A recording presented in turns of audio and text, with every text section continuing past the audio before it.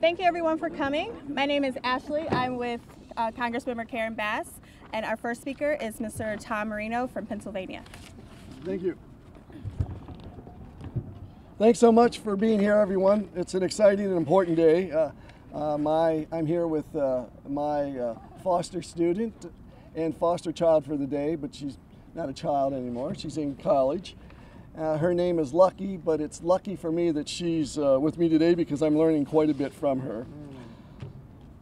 As a foster parent and a father of 2 adopted children and co-chairman of the bipartisan Congressional Foster Youth Caucus that I share with Congresswoman Bass, who is behind me and will be up here in a moment, I'm pleased to participate in the first annual Foster Youth Shadow Day hosted by the Congressional Caucus on Foster Youth.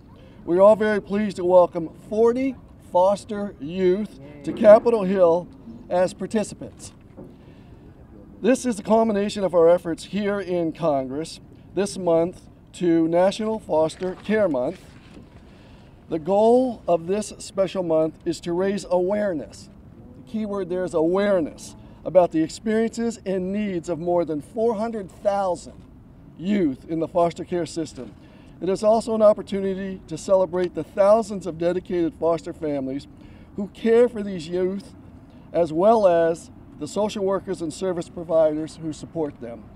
I'm honored to have been able to join with my colleagues in a bipartisan manner to acknowledge the importance of National Foster Care Month, particularly when our nation's child welfare system faces a number of difficult challenges. With the increased awareness and dedicated caregivers, we can make and must continue to make important advances in providing safer, stable, and caring environments for all foster youth. In conclusion, although there are many alarming facts and figures that reflect the many problems and challenges facing children in foster care, the resiliency of foster youth remains strong, but we all need to do our part. And one of the main things we want to convey today is the positive effect that not only foster parenting can have on foster kids, but what positive effect these foster kids can have on we parents. And we want to tell the people across this country, please take a moment, see what we are doing in foster care and see what it is about, and think about getting involved. Because once you do, you're hooked forever. Thank you. Thank you. Now we'll have Congressmember Karen Bass from California. Good afternoon, everyone. Thank you for coming out today, and I especially want to thank the young people who came from around the country as we wrap up Foster Care Month. I will say that the purpose of Foster Youth Month is to bring awareness, but this is also a key activity of the Congressional Caucus on Foster Youth, a bipartisan caucus that today is going to introduce legislation, bipartisan legislation, to address one of the problems in the foster care system. Let me say that this year we have been conducting a national listening tour. We started in Los Angeles, we went to Florida, where members of Congress sat and listened to everybody that was involved in the system, whether we were talking about parents or the youth or the professionals. And one of the issues that they pointed out was a problem with a federal law that obstructs the ability for child welfare agencies to provide proper educational supports for youth in their care. The Federal Educational Rights and Privacy Act, or FERPA, prevents child welfare personnel from assessing youth school records. So one problem, and you'll hear from some young people in a couple of minutes, young people can wind up repeating courses because they change from multiple foster home, which then has them change to multiple schools. And what we wanted to do was to introduce legislation that would address this, that would allow for social workers and educational professionals to communicate with each other. So today we are announcing that we are introducing the A+ Act, a bipartisan bill that seeks to provide relief for some of the most overlooked of all student populations, which is children who are in the foster care system. I'm looking forward to the rest of the day where between 2 and 4 o'clock, the young people will conduct a listening tour right here on the Capitol where they will interact with members of Congress and report on what their life situation is, the resiliency that all of them have in terms of surviving the system and being successful young adults. Thank you very much. Thank you. And now we'll have one of the youth who are joining us here today for Shadow Day, Mr. Derekiggins.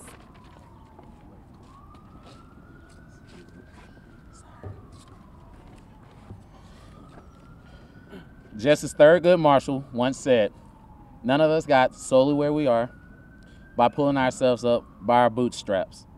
We got here because somebody, a parent, a teacher, an Ivy League crony, or a few nuns bent down and helped pick up our boots. Children in foster care need help picking up their boots when it comes to their educational outcomes. And this wonderful legislation, the A+ Act, will address many of these issues children in care are dealing with.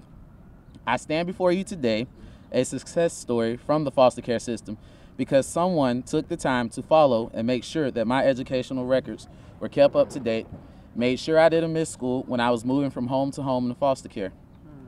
Let me tell you a little bit about myself, the person that stands before you today. My life could easily be summed up as a journey from hardship to triumph. Like so many children, I grew up in the Florida foster care system and aged out of the foster care system. I spent a total of 10 years in relative care and 5 years in non-relative care. My family did their best to keep me out the system, but there's where I ended up. When I was young, my mother suffered from an addiction to drugs and gave in to her addiction instead of protecting me from the danger. I suffered deep and emotional and physical abuse when one night my mother left me with a stranger. That night changed my life forever. I've had to live with both the reality of the abuse and knowing that even though I spoke up, nothing was ever done to my abuser. Instead of using my past as a crutch, I let it fuel me towards greatness in everything that I've accomplished. By doing so, I hope to encourage others to do the same. For me, graduating high school was a huge deal. Most people that I knew never graduated from high school. I'm also a graduate of Florida A&M with a bachelor's in social work and went to Florida State to receive my master's, and this fall I'll be attending Capital University to receive my law degree. The reason this legislation is so important is because it is answering the cry of the millions of the children in foster care who have a desire to have a quality education. And I thank all the members of Congress who are working on this legislation to make a difference. Thank you. Thank you. And next we'll have Representative Michelle Bachmann from Minnesota. Thank you. If I could ask Melanie and Kayla to come and stand with me. Would you guys both stand here? These are two awesome girls. This is Kayla and this is Melanie, and we've had a great day together. We've been shadowing together all day, and I'm very pleased to be here. I'm the co-chair of the Adoption Caucus and of the Foster Care Caucus. This means the world to me because this is the next generation of kids that we can help, and this legislation makes it possible for the welfare agencies who have responsibility for foster care children to be able to have and access information about their education experiences. We just finished having lunch together, and one thing in particular that Kayla told me was, and she has it written on her shirt, is educational stability. That's what's really important to her, and it's important to me too. That's why I introduced a bill earlier to deal with giving kids stability in education. But this bill that we're talking about today will also help the social welfare agencies who are tasked with that responsibility to have some meaningful data in their hands so that they can know what the IEP is, the independent educational plan that kids have, so that they can know how best to achieve that. Because if there's anything that's common to all foster children, it's change and transition and too much. And so what we want to do is offer more continuity, more stability, and give them every possible chance they have. I'm standing next to two very successful women. These are women who are going to make it. Kayla's going to make it. She's completed some good time in college, and she has a wonderful future. Melanie's achieved 2 years of college, and now she's going to be pursuing her dream with acting. And so these are two awesome girls. They also want to make sure that they can be a part of success in the future for other foster kids. That's why they're here, not just about themselves. They've lived it, and they know what's required. I'm a foster mom myself of 23. I've lived it. I know what's required. So we think this is great legislation. It's totally bipartisan. How can you not be bipartisan when it comes to foster kids? So God bless you and thank you for this time. These are great girls.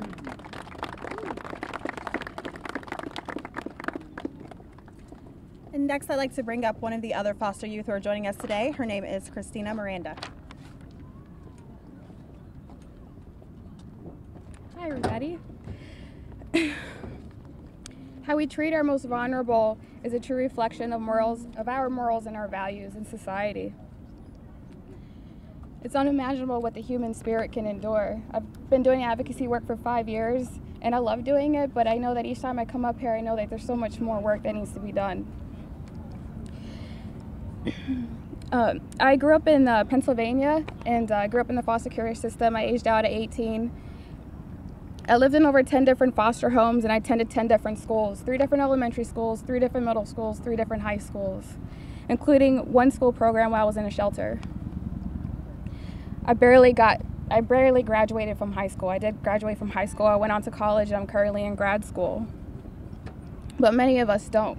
We fall prey to the many unfavorable outcomes that many of us face, like homelessness and exploitation and poverty.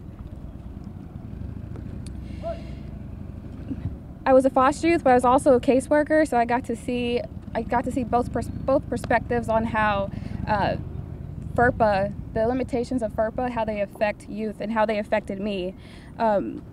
It shouldn't be so complicated to be able to obtain educational records and to maintain them. Child welfare agencies should have access to it because in a sense they're, as a foster youth, we're ward of the court. Where the child welfare agencies in a sense are parents and they should have access to these records so that we can continue going to school. There were months where I was just sitting at home and waiting to go to school. And on top of that, I'm bouncing around to different homes, different schools, and there's research out there that shows that it sets you back with your academic development.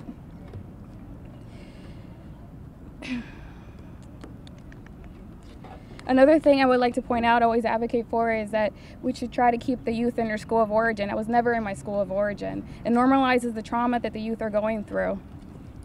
And you can also utilize kinship resources. The parents were unfit at that time, but doesn't mean all of their family members are. Those family members can give them rides to school, attend meetings, IEP meetings, make sure they're in extracurricular activities, and keep tabs.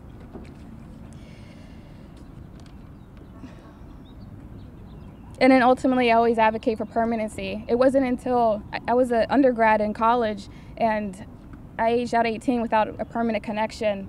And I didn't have anywhere to go one Christmas. I was homeless during my undergrad. And it wasn't until a professor took me into her family that Christmas, and they've been my family ever since. It wasn't until then that she was the reason why I was able to graduate from college and where I stand today, how I stand today. So I thank you for all the advocates, all the members of Congress who work tirelessly to help us. We wouldn't be this far without you. Thank you.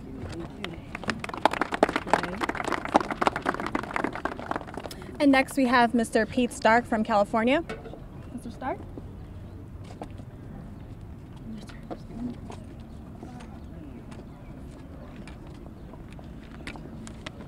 Well, first of all, the co-chairs of the Foster Care Caucus, Ms. Bass, Ms. Bachmann, Ms. Marino, Dr. McDermott, for their leadership in improving the lives of our children, our country's greatest asset. I'd like to recognize Kevin Clark, a bright young man from California who's been spending time with me today. He even sat through 2 hours of Ways and Means tax markup. He's a real trooper to be able to do that. But children in foster care are our collective responsibility. Many of, I'd like to say all of us in Congress are foster parents. We have an obligation to act together to improve the lives of children in foster care. It's an issue that cuts across party lines. We have a history of working in a bipartisan way.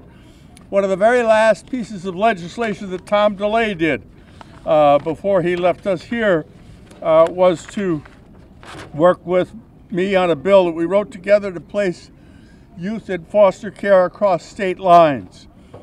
Tom was a foster parent, I understand still is, has some innovative programs that he's participated in Texas, and we can find that this tradition we'll go on. There's a lot of work left to do, and extraordinary young people visiting us today are examples of the great potential that these foster youth have, and there are, however, many who fall through the cracks, and that's why I'm pleased that we are introducing the A+ Act, a common sense bill to get children enrolled in the best school and be successful. It's an example of what Congress can accomplish when we work together. Thank all of you for participating today and your help in this great concern. Here, here.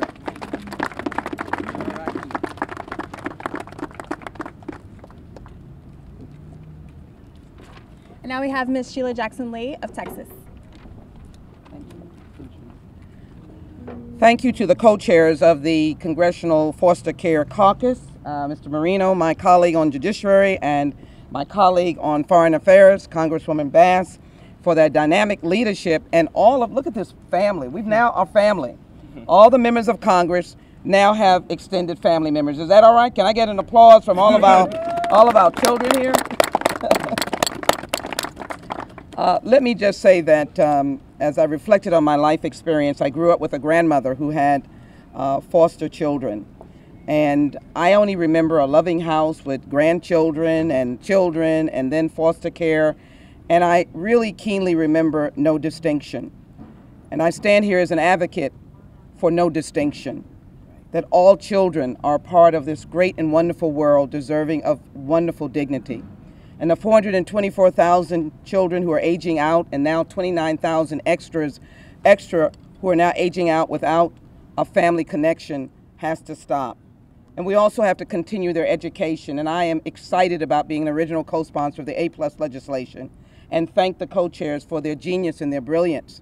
I've been a supporter of every initiative that they have introduced as the founder and chairperson of the Congressional Children's Caucus. And I truly believe in this young man, Benjamin, who now has come into my life today, in the importance of family reunification, as he has said, and preservation. He has a powerful story.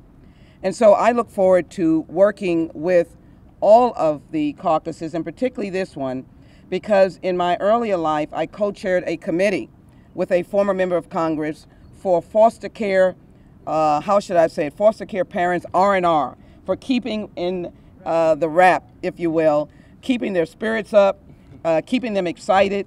And so I look forward to working with the legislation, but also adding legislation that specifically talks about communities and how they address the issue of substitute foster parents for a period of time, so that those foster parents can take an R&R and that we can say thank you to them. Foster grandparents.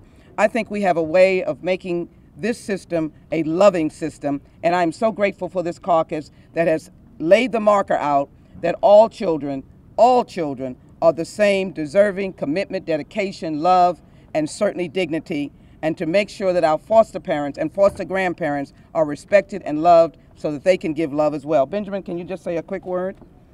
I just want to thank everyone for putting this beautiful, beautiful day together. I want to thank Congresswoman Jackson Lee for definitely allowing me to shadow. Today was such a jam-packed day. I got to sit on different meetings and press conferences about trafficking, gun trafficking, women's health, and just intelligence in general. And it's been such a blessed day, because how often do we get to say, as foster children, I've been to the Senate, I've been to walk around, you know, all the buildings in Washington, D.C. I've been on the Hill visit, that I've got an opportunity to sit down and tell my story about family preservation and reunification with Congresswomen. And today it's just been such an honor and a blessing, and I want to thank you so much for allowing me this opportunity. Thank you very much.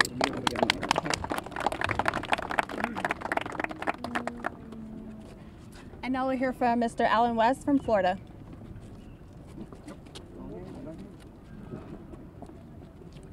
Thank you so much for having me here. Thank you for my colleagues, Congressman Bass, Congresswoman Bass, and Congressman Marino, for having this great opportunity. For 22 years, I served in uniform in the United States of America to do one thing, to make sure the American dream was for each and every person, each and every child. And that's what we must understand, that no matter where you're born, no matter where you come from, in America you can be a victor and not a victim. So I was happy and honored to spend today with Antron McCulloch, who is from Ocala, Florida, and has a great story. He has already graduated from St. Leo University with a degree in business administration, and now he has also authored a book. So the time that we spent together makes me very happy to know that the service of our men and women that are out there to protect our freedoms and our liberties is being edified right here with someone such as Antron and all these other young men and women. And I will be supporting the A+ Act, and I now turn it over to Antron for his comments. Just really quickly, just want to say thanks to everybody who's coming out. Thanks for the congressman who's supporting the act. And basically us as foster kids, or kids who've been adopted in a world that normally doesn't allow for success, we are just a few of the success stories. And if we can continue to have acts like this passed, then that'll allow everybody to become a success story. So thank you for your time.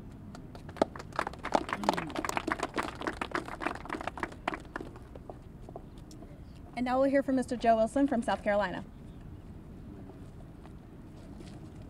Ladies and gentlemen, it's an honor to be here with you today, and I particularly want to thank the co-chair of the caucus. Karen Bass has done such a great job, Tom Marino. It's awesome for me to be here with Jasmine Thompson.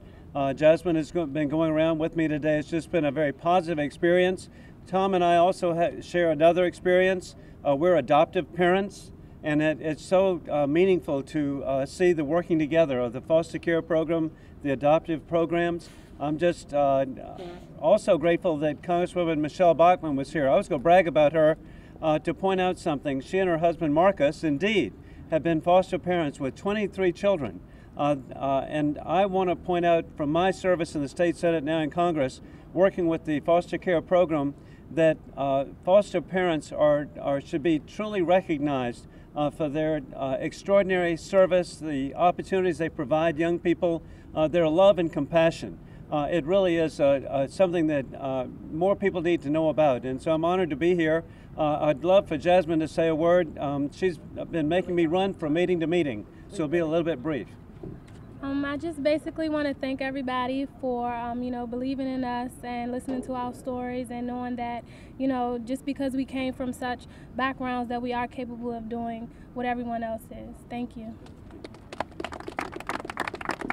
Let me acknowledge several other members that are here. From Rhode Island, we have Congressman Langevin. We have Congressman Danny Davis from Illinois. And next we'll have one of the co-chairs of the caucus, Congressman Jim McDermott.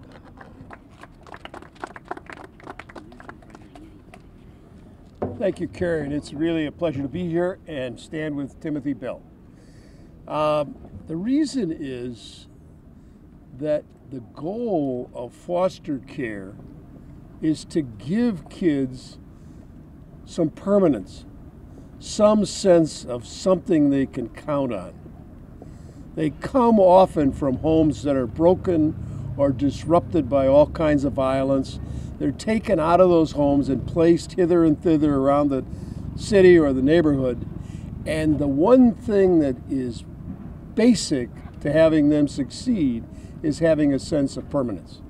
Sometimes it's a caseworker, sometimes it's a foster parent, sometimes it's a school teacher, sometimes it's someone in the community. And Tim is now finished, he aged out and managed to get through college, which in and of itself is amazing. When you think about how you got through college and who helped you get through college, think about somebody who comes out of the foster care system with nobody thinking about whether you've got the help. And since he's finished college, he's now working with a group called Foster Club. They've got books that every foster kid ought to read in every district in this country.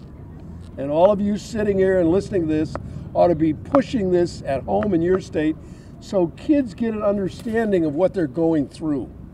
The hardest thing when you're a foster child is to understand what's going on. You come home one day and there are police or social workers or whoever, and suddenly you're no longer with what you thought was your family. And kids struggle with that through their entire dealing with foster care. And so what Tim and others have done is exceedingly important in this process. And that's why the legislation that Karen has put in about education is so important. So the records, so kids can get their records. They can somehow find a way to go to college. There's a million ways in which we put barriers in front of young people like Tim Bell to get forward in life. And what we're about trying to do here is to find a way to make it possible for kids to succeed, and actually we want to help them. Tim, say a word.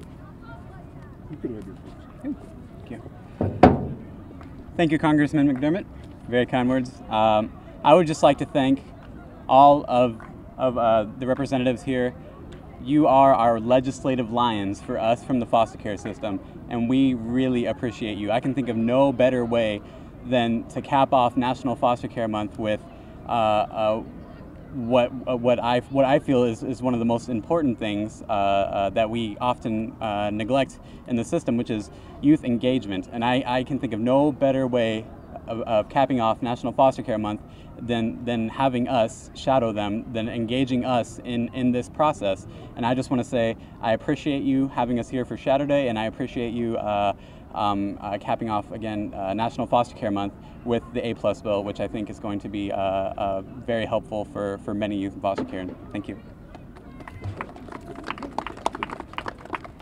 Congressman Langevin from Rhode Island.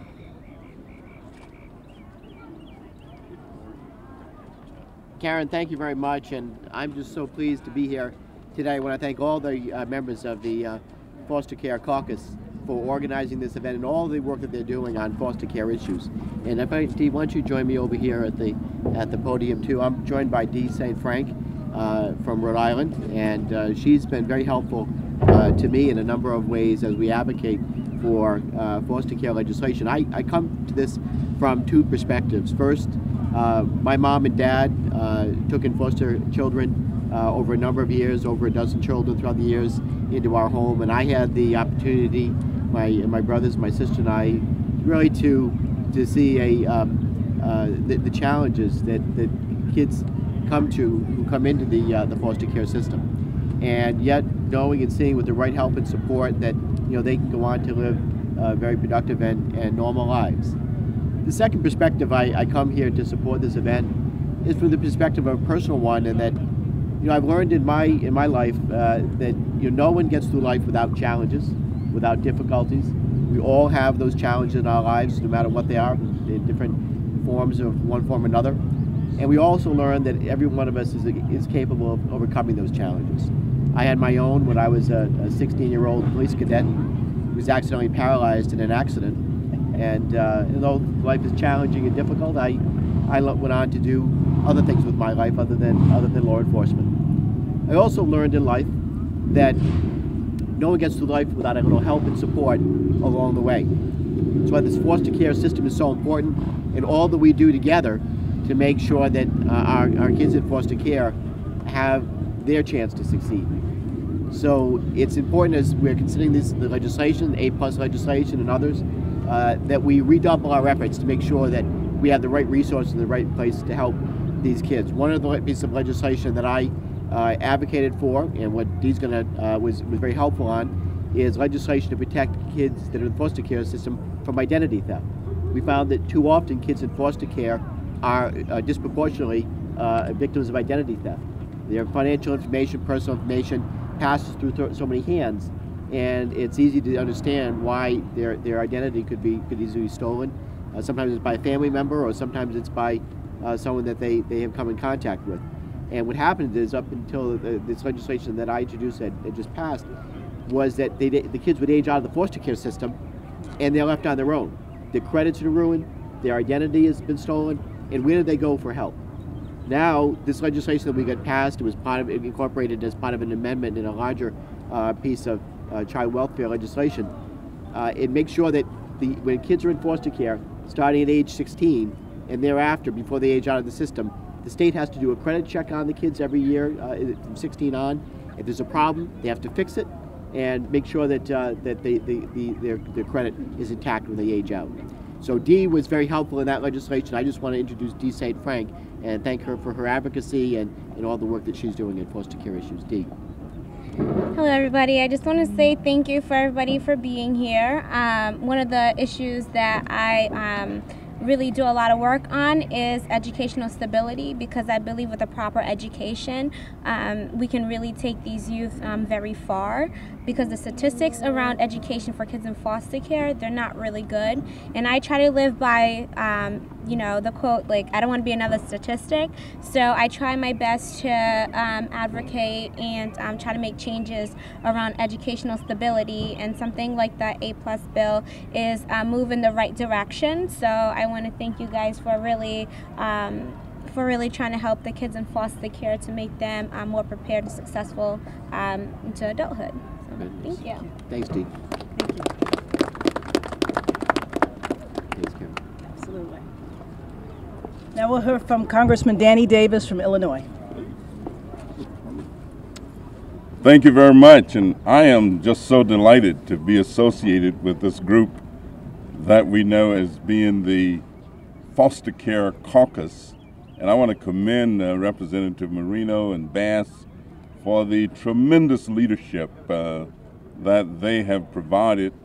Especially, I recall when Representative Bass first came to Congress and she talked about her affinity for children. And the next thing I knew, she was organizing a foster care caucus. And it's been just developing by leaps and bounds. My mother had 25 brothers and sisters. And then my parents had 10 children of their own. So I've always been accustomed to being around lots of young people. I also want to take this opportunity not only to express support for the legislation, but I want to just mention 3 organizations in my congressional district. One is called Sankofa Safe Child Initiative. The other one is Introspect Youth Services. And the other one is One Family, One Child. All of whom spend tremendous amounts of time, energy, and effort working with and on behalf of young people, especially foster children.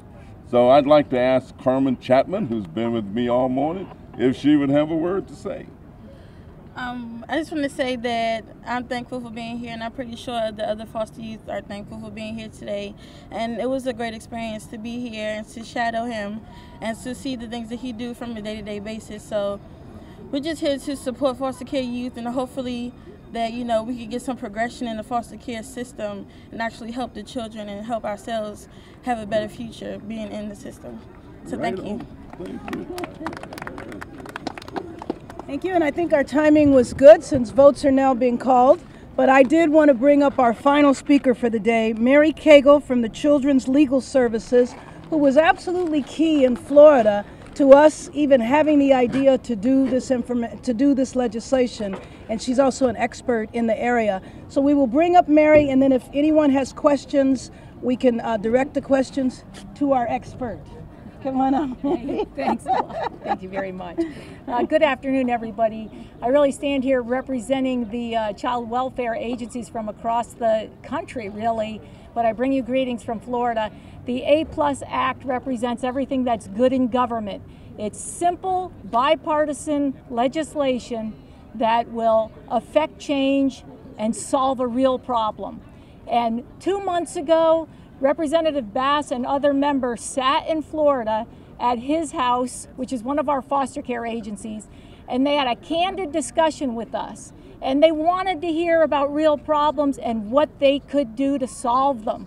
Okay, 2 months ago, I mean, for all the youth around here, this is good government, okay? We brought a problem to the table. We asked them to solve it. It's May, we're in DC, and they're introducing the legislation. You can't get better than that. Education is something that all the child welfare agencies really care about, because education is the biggest indicator for how kids are going to do in the future.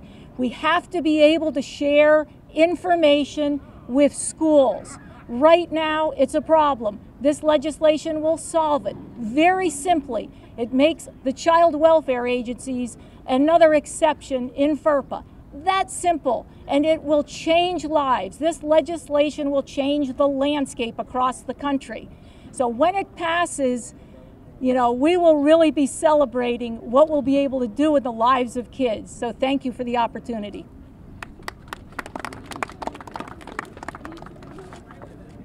Before we go to questions and answers, I want to say a special thank you to Jenny Wood, who is in Congressmember Karen Bass's office, who helped pull the Shadow Day together, and for all the other staff members and Congress members who Raise your hand. Yay, Jenny! Who helped make this day possible. Your help is very much appreciated. And do we have any questions before we begin? John? Yeah, I'm just curious, would the legislation cover child welfare agencies for any youth that's involved in the child welfare proceeding, or only ones involved? Answer that with me? Yeah. Go right ahead. The plan is that the legislation is going to solve it across the board, because basically what it does, if the child welfare agency is in the child's life, it's going to allow the child welfare agency and the local schools to share information so that we can actually do the things we want to do, which is keep kids stable in their schools, make sure they're on grade level, help them pass the FCAT. I know it's a Florida thing, but you know, right now we don't have the information we need to be able to help kids get there. And you know that one of the problems that we'll look to addressing long term is that unless a given state or county has a waiver, really the only way to receive support and services is for the child to be removed. But that's a more long-term, more long-term problem. Well, and that's a really good point, because Florida does have the waiver, so right. that And California, well, parts of California too. do as well. Any other questions? Thank you very much.